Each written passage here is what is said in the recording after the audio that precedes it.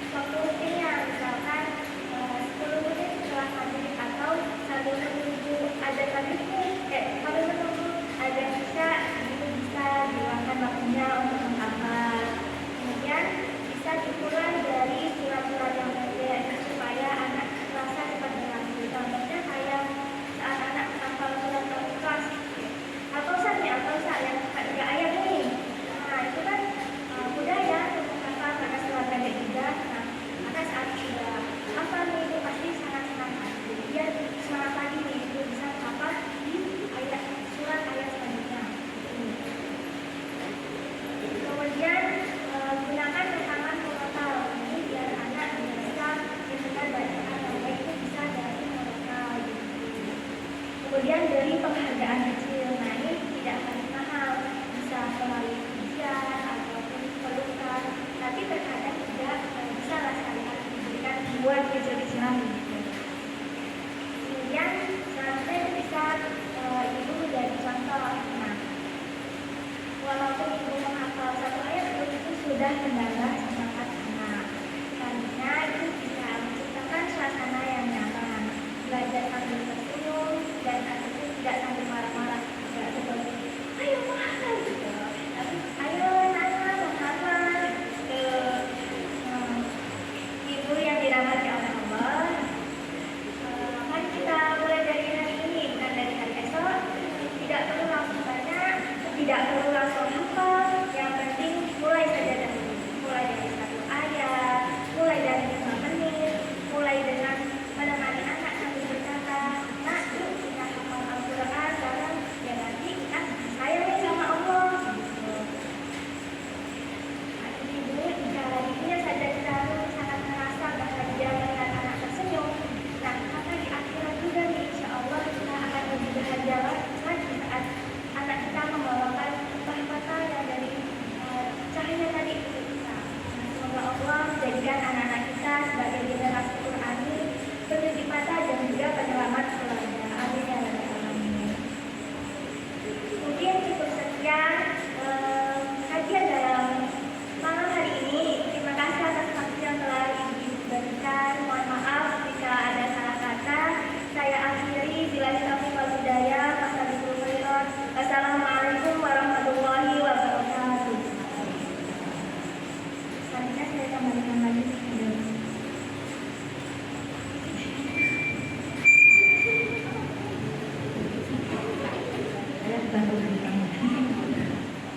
Terima kasih ya Mbak Husna telah menyampaikan tausiahnya pada sore hari ini. Apa Tuhan?